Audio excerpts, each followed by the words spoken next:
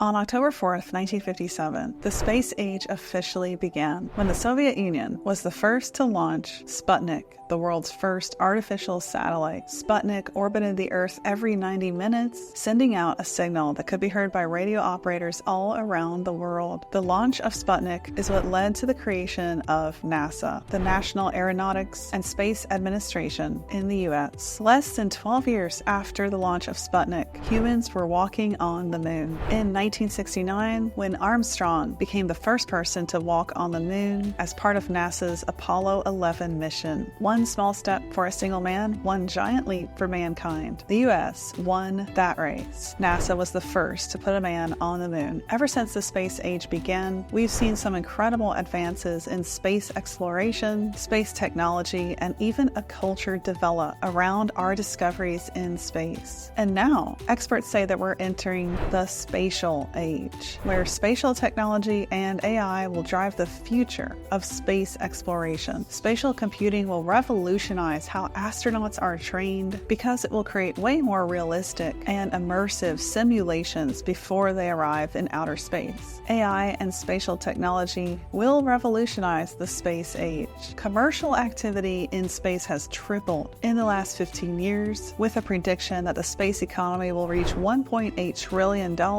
by 2035. NASA's Artemis program has some pretty lofty goals, returning humans to Mars and establishing a sustainable presence there by the end of this decade. The establishment of the U.S. Space Force in 2019 cemented the idea that space is a national security imperative, and the U.S. decided that there was a need for military service focused solely on pursuing superiority in the space domain. Today, satellites connect people from every corner of the globe, predict weather patterns, carry live television broadcasts, enable GPS, international commerce, cell phone networks, and critical infrastructure. The U.S. Space Force looks to recruit the brightest civilian minds in science, technology, aerospace, and engineering to help forge its future. It's also the newest branch of the armed forces since it was relatively just established a few years ago in 2019. If we look at American aerospace companies, one of the most notable ones is SpaceX by Elon Musk. Founded in 2002, Elon's goals for SpaceX include making spaceflight more affordable to all and developing a sustainable colony on Mars. The U.S. government provides some of the most substantial contracts to Elon's company, which is interesting because Trump's Space Force has a similar goal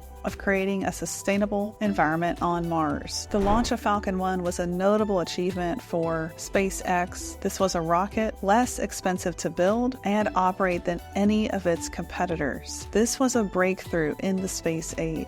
Elon Musk did it after countless failures. And now SpaceX is working on the Warp Drive Starship, which will transform space exploration. And coming up, the goal is to launch the first uncrewed Starship missions to Mars. Elon Musk has called humanity a spacefaring civilization. He believes we should be out in outer space exploring the stars. But he also has been famously quoted for saying, quote, "I will definitely be dead before humans go to Mars if the pace of progress doesn't improve." That sounds like a typical frustrated entrepreneur that wants to move at the speed of light, but current systems aren't set up to support that. But the goal is in 2026, SpaceX will be launching starships to Mars. And after a few successful uncrewed landings, SpaceX will offer crewed flights to Mars. Spatial computing is going to change how we can interact with what we put into outer space. Spatial computing extends beyond AR, VR, and XR. In short, spatial computing is the use of computer algorithms and technologies to interpret and respond to the space around us. We can use spatial computing devices and environments to control robots and drones in outer space from Earth in a much more realistic environment than was previously possible. Through spatial computing, we can get more granular on what we see in outer space. with our feet firmly planted on Earth. Microgravity or zero gravity is a huge challenge to us physically being in outer space that also won't be a challenge if we're using spatial computing to interact with space. AI combined with spatial computing can help us navigate the stars and make informed decisions on what to do next from what we discover. I think that there's so much power in being able to access space, but without the challenges, the side effects, the inconveniences that us physically being in outer space present.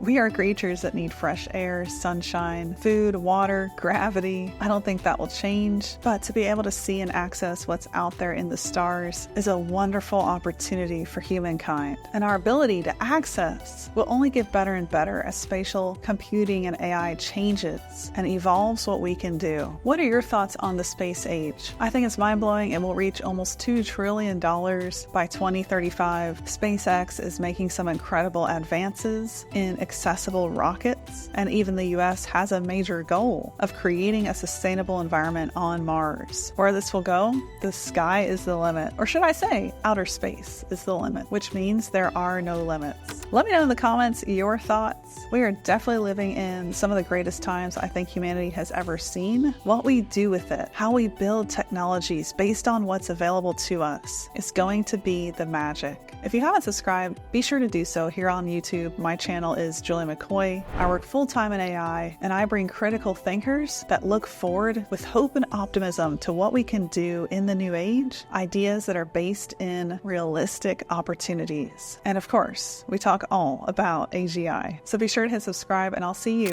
down the next AI rabbit hole.